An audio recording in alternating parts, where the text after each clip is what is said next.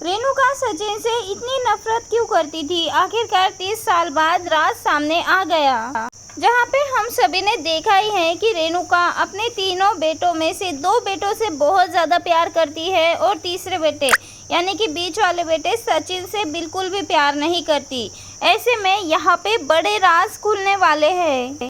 एक दिन ऐसा आता है जो कि सारे राज खोल के रख देता है। वही दोपहर का समय हो रहा था, जहाँ पे अनकही बातें चल रही थी।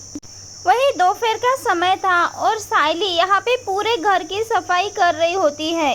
आंखों में थकावट साफ तौर पे दिख रही होती है सायली के। बाहर धूप अपने पूरे तेवर में थी। वही दूर कहीं सड़क पे टैक्सी के हॉर्न की आवाज़ गूंज रही थी, जहाँ सचिन अपने परिवार के लिए 2 वक्त की रोटी कमाने में लगा हुआ था।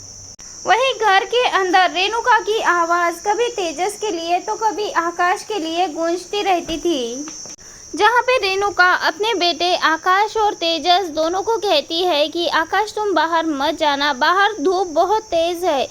हर शब्द में रेणुका की यहाँ पे आकाश और तेजस के लिए चिंता दिखाई देती है।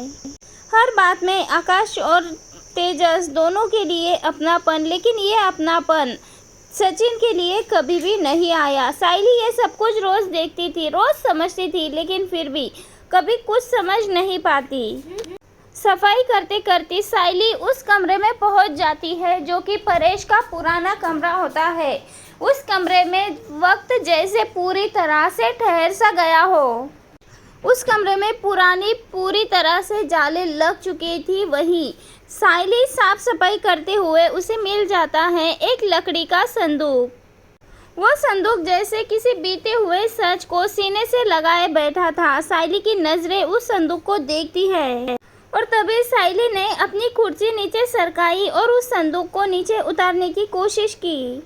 संदूक बहुत ज़्यादा भारी था, जैसे कि अपने अंदर सालों का दुख दर्द, सालों का राज समेटे बैठा हो। उसका ढक्कन खुलते ही धूल का गुब्बार उड़ा। सायली ने खांसते हुए उस संदूक के अंदर अपना हाथ डाला और तभी सायली के हाथों में एक थैली लग जाती है। थैली खोलते ही पहले तो धूल निकल जाती है और फिर उसमें कुछ पुरानी तस्वीरें और एक पुराना सा लेटर भी वहाँ पे मिल जाता है। फोटोज़ देखकर सायली की सांसें जैसे थम सी गई और जैसे ही वो फोटोज़ देखती है तो उसका दिल जोरों से धड़कने लगा। तस्वीर में परेश थे, जवान और हैंडसम। वहीं उनके साथ खड़ी थी एक जवान महिला जो कि काफ़ी खूबसूरत थी। वो महिला रेणुका तो नहीं थी, लेकिन कोई और थी। उसकी गोद में एक छोटा सा बच्चा था जो कि मासूम आंखें, आंखों में वही चमक, हूबहू वो बच्चा सचिन जैसा था। तभी सायली के हाथ कांपने लगे। आखिरकार ये कौन है, ये बच्चा कौन है और ये औरत, ये लड़की कौन है?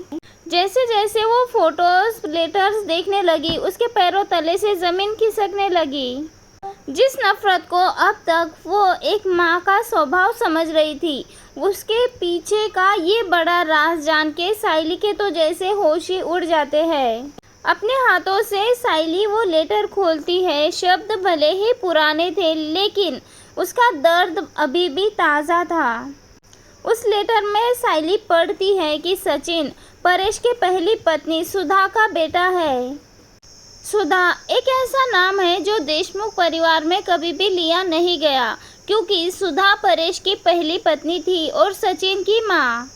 छोटे से बच्चे सचिन के लिए परेश को एक सहारे की ज़रूरत थी और तभी पता लगता है कि रेणुका ने परेश से शादी करने से पहले एक बड़ी शर्त रखी थी। कहा था कि वो सचिन को अपनाएगी, माँ का प्यार देगी, लेकिन कभी भी उसे अपना बच्चा नहीं समझेगी, उसे अपने बच्चों की तरह प्यार नहीं देगी, बल्कि उसे हमेशा ही पराया रखेगी।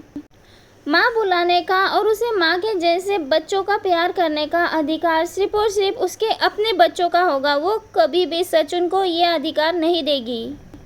और ये सब कुछ जानने के बाद सायली के आंखों से आंसू निकलते हैं। हर कड़ी से कड़ी जुड़ने लगती है।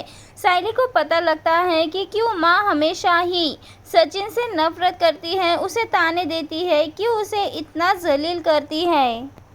पता लगता है साइली को कि क्यों सचिन को बचा कुचा खाना दिया जाता था, क्यों सचिन का कभी बर्थडे सेलिब्रेट नहीं किया जाता, क्यों उसे हमेशा ही दोनों भाइयों से अलग रखा जाता है, क्यों उसकी पढ़ाई पूरी नहीं हुई और क्यों सचिन की एक बात से घर में मनुष्य छा जाती थी और क्यों आकाश और तेजस दोनों का थोड़ा सा भी सेलिब्रेशन होता था तो देशमुख परिवार का त्यौहार बन जाता था। और उसी पल साइली को एहसास होता है कि सचिन का रूखापन, इतना घमंडीपन, ये सब कुछ सिर्फ और सिर्फ उसका घमंड नहीं बल्कि उस बच्चे की चीखें थी जिसे कभी भी माँ की गोद नसीब नहीं हुई। यहाँ पे साइली पूरी तरह से सहम जाती है, पूरी तरह से टूट जाती है। उसके मन में अलग ही उलझन चल रही होती है कि ये सारी बातें सचिन को बतानी चाहिए या नहीं। साइली इसी उलझन में बैठी होती है। एक ओर तो सचिन को ये सारी बातें बताना उसका हक था और दूसरी ओर सचिन का टूटा हुआ दिल। और उसी वक्त बाहर से किसी के चलने की आवाज़ आई। जब साइली खुद को संभल भी नहीं पाई तब यहाँ पे रेणुका आ पहुँचती है। रेणुका की नज़रें सीधे साइली के हाथों में पकड़ी उन सारी तस्वीरों पर जा पहुँची। पल भर में रेणुका के चेहरे का रंग पूरी तरह से उड़ गया, आंखों में अलग सी बेचैनी है। और तभी रेणुका गुस्से में कहती है कि ये तुम क्या कर रही हो। यहाँ पे रेणुका की आवाज़ कांप रही थी। तभी यहाँ पे साइली कहती है कि ये रूम बहुत ज़्यादा गंदा हो गया, मैं तो सिर्फ यहाँ पे सफाई कर रही थी। तब यहाँ पे रेणुका झपट पड़ती है और कहती है कि तुम्हारी हिम्मत भी कैसे हुई मेरी चीज़ों को हाथ लगाने की। यहाँ पे रेणुका साइली के हाथों से वो लेटर छीनने की कोशिश करने लगी। कमरे में एक अजीब सा सन्नाटा छा गया। ऐसा लगता है कि रेणुका साइली के हाथों से वो लेटर छीनकर उसे छुपाने की कोशिश कर रही है। साइली रेणुका की आंखों में आंखें डालकर कहती है कि एक मासूम बच्चे के साथ इतना बड़ा अन्याय कैसे कर सकती है आई आप। साइली का यही सवाल रेणुका को चीर देता है। गुस्सा आ जाता है रेणुका को साइली पर और गुस्से में साइली पर चीख देती है रेणुका। यहाँ पे रेणुका कहती है कि वो बच्चा मेरी हार की निशानी था जिसने मेरे आने से पहले ही मेरी ज़िंदगी को उजाड़ दिया और इसीलिए मैंने कभी भी सचिन को अपना नहीं माना, बस इतना किया कि उसे अपने साथ घर में रख दिया। मैं तो उसे अपने साथ भी नहीं रखना चाहती थी, वो हमेशा से आई के पास ही रहा है। और उसी वक्त बाहर टैक्सी के रुकने की आवाज़ आई क्योंकि वहाँ पे सचिन आ गया था। सचिन उसी वक्त घर में आ जाता है, पसीने से तर भीगा होता है लेकिन रोज़ की तरह ही चुपचाप। जैसे ही सचिन अपने कमरे में दाखिल हुआ तो माहौल का बोझ उसके कंधे पे आके गिर पड़ा और उसी वक्त साइली रो रही थी, रेणुका गुस्से में कांप रही थी। यहाँ पे रेणुका गुस्सा हो रही होती है, तभी सचिन पूछता है बाबा की बाइक को क्या हुआ। तब यहाँ पे ट्रोन मारते हुए रेणुका कहती है कि इसने मेरी सभी चीज़ों को में हाथ डाला, मेरी सभी चीज़ों को इधर उधर कर दिया, इसे किसने अधिकार दिया मेरे सामान को छूने का। लेकिन यहाँ पे अब साइली रुकने वाली नहीं थी, उसने सचिन की ओर तस्वीर बढ़ा दी और तभी साइली सचिन की ओर वो सारी तस्वीरें दे देती है और सचिन को बताती है कि ये सारी तस्वीर देखो। तब यहाँ पे सचिन वो तस्वीरें देखता है लेकिन उसमें रेणुका नहीं होती है बल्कि कोई और होता है। जैसे ही सचिन उन फोटोज़ को देखने लगा तो तभी सचिन की उंगलियां कांपने लगी, उसके हाथों से वो तस्वीरें नीचे गिर चुकी है। सचिन पूरी तरह से बिखर रहा था और कहता है कि ये कौन है। सचिन की आवाज़ पूरी तरह से टूट रही थी। सचिन परेश की ओर देखता है और कहता है तो क्या मेरी माँ। तब यहाँ पे सचिन टूट रहा होता है, इमोशनल हो चुका होता है। तभी परेश अपनी नज़रें झुकाए खड़ा होता है और तभी रेणुका गुस्से में कहती है कि मेरे घर में खुश रहो, शुक्र करो कि मैंने तुम्हें अनाथालय में नहीं छोड़ा। और यही रेणुका के शब्द सचिन के दिल को चीर देते हैं। सचिन के आंखों से आंसू बह रहे थे लेकिन चेहरे पे बहुत ज़्यादा गुस्सा था और तभी सचिन अच्छे से समझ गया कि उसकी पूरी की पूरी ज़िंदगी एक झूठ पर टिकी हुई थी और ये झूठ सचिन के सामने खड़ा था उसका सच बनकर। और यहाँ पे ये सब कुछ सुनने के बाद उसकी सांसें पूरी तरह से थम सी जाती है। लेकिन दोस्तों, ये तो सिर्फ आधा सच था। यहाँ पे और भी बड़ा खुलासा होने वाला होता है। सचिन देशमुख के सामने जब पूरा सच आया तो रिश्तों की नींव पूरी तरह से हिल के रह जाती है।